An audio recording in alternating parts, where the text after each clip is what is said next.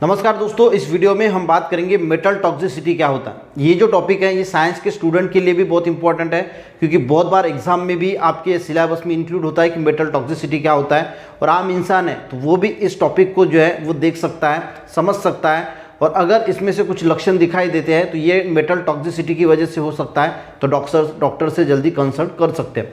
देखिए, metal toxicity क्या होता है, जो हेवी मेटल्स होते हैं जैसे मर्क्यूरी हो गया, लीड हो गया, आर्सेनिक हो गया, कैडमियम हो गया, इसकी मात्रा अगर शरीर में ज़्यादा हो जाती है तो उससे जो साइड इफेक्ट दिखाई देते हैं उसको बोला जाता है मेटल टॉक्सिसिटी, सिंपली। ठीक है, अब मर्क्यूरी की अगर हम बात करें तो ये गाइस पेस्टिसाइड में होता है, फंगीसाइड जो यूज़ किए जाते हैं, जो हम थर्मामीटर यूज़ करते हैं तो उसमें जो बॉल होता है तो उसमें मर्क्यूरी होता है, जो बीपी की मशीन हमें दिखाई देती है तो उसमें जो है वो ये मर्क्यूरी होता है।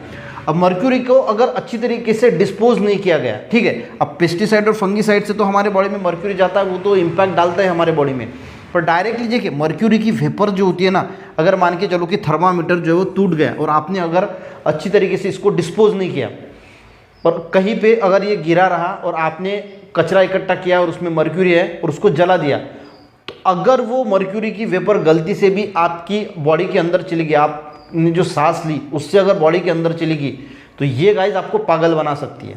इतना बड़ा बैड इफेक्ट मर्क्यूरी का होता है। और इसी वजह से जो ऐसी चीज़ें होती है जिसमें हेवी मेटल्स प्रेजेंट होते हैं, उसको डिस्पोज करते वक्त थोड़ी सावधानी बरतनी चाहिए, उसको अच्छी तरीके से डिस्पोज करना चाहिए। तो ये गाइस देखिए, मेंटल कन्फ्यूजन तो क्रिएट करता है मर्क्यूरी डायरेक्टली, पर मर्क्यूरी से ज़्यादा खतरनाक होती है मर्क्यूरी की वेपर्स, ये बात ध्यान रखना। तो ये मसूड़े में सूजन ला सकती है, सबसे ज़्यादा मेंटल कन्फ्यूजन ला सकती है, वेपर्स तो पागल बना सकती है, और ये चेस्ट में दर्द जो है वो कर सकती है।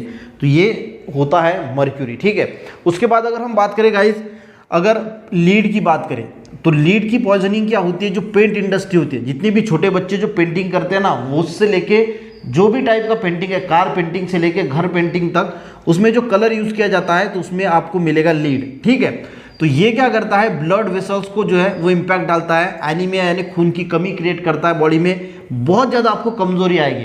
तो छोटे बच्चे जब कलरिंग करते हैं ना, तो उस वक्त हमें ध्यान में रखना चाहिए कि खाते खाते अगर कुछ कलरिंग करेंगे तो वो कलर अगर खाने में गिरता है और वो अगर जाता है तो सोर्स लीड जो है वो आपके बच्चों के बॉडी के अंदर जाएगा, और ये छोटे बच्चों की जो है वो ग्रोथ को स्टॉप कर देता है। ठीक है, इसको ग्रोथ रिटार्डेशन बोलते हैं। तो बच्चों की जो ग्रोथ है वो स्टॉप हो जाएगी, तो कम ग्रोथ होगी, आपके बच्चे की हाइट नहीं बढ़ेगी, बहुत सारी दिक्कतें आएगी।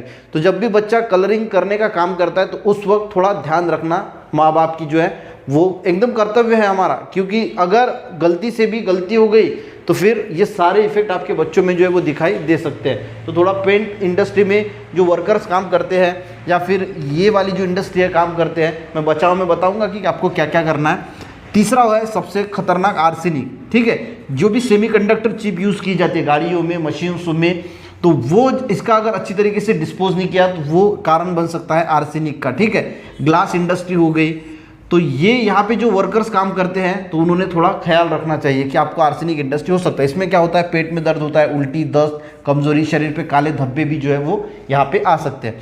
और लास्ट में है कैडमियम।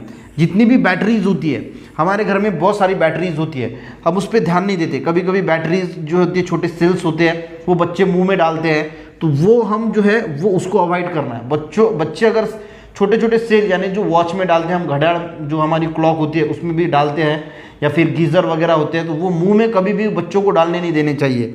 उससे क्या होता है वो मैं बाद में सिगरेट इंडस्ट्री है, मेटल कोटिंग इंडस्ट्री है, उसमें से निकलता है ये कैडमियम। ये गाइस फीवर ला सकता है, मसल में जो है वो कॉन्ट्रैक्शन यानी मसल में जो है वो आपके एक्चे निर्माण कर सकता है। बोन और जॉइंट के लिए जो है वो सबसे ये खतरनाक होता है, यानी बोन्स और जॉइंट में ये जो है जॉइंट्स में पेन भी कर सकता है और बोन और जॉइंट को कमज़ोर कर देता है। इसी की वजह से बहुत ज़्यादा प्रॉब्लम होती है, और सबसे जो बड़ा कारण है वो ये कैडमियम किडनी को डैमेज कर सकता है। और इसीलिए मैंने कहा कि जब भी छोटे बच्चे अगर आपको दिखाई देते हैं कि सेल वगैरह मुंह में डाल रहे हैं तो उसको जो है वो आपको कंप्लीटली अवॉइड करना चाहिए। तो ये छोटा सा वीडियो बनाने की कोशिश की। अगर इसके बचाव के कार्य की अगर हम बात करें तो इसमें से कोई भी अगर सीखे, बचाव में तो सबसे पहले प्रिवेंशन आता है कि हमें जो है वो सारी चीज़ें घर में, अगर ऐसी चीज़ें आपको दिखाई देती है कि कंप्यूटर से कोई पार्ट निकल रहा है, चिप्स निकल रही है, पेंट इंडस्ट्री है, कैडमियम है, तो ये बैटरीज है, जो हमारे घर में ऐसी चीज़ें होती है तो इसका अच्छी तरीके से डिस्पोज करना चाहिए। जैसे मर्क्यूरी है, ये बच्चों के कांटेक्ट में तो इसको आने ही नहीं देना है। ठीक है, तो इसको अच्छी तरीके से डिस्पोज करना। अगर ये सिम्टम्स में से दिखाई देते हैं तो खून की जांच करना, खून की जांच करके पता लगाया जा सकता है कि कौन सी मेटल टॉक्सिसिटी हुई है। उस हिसाब से फिर डॉक्टर जो है वो आपको मेडिसिन लिख के देंगे।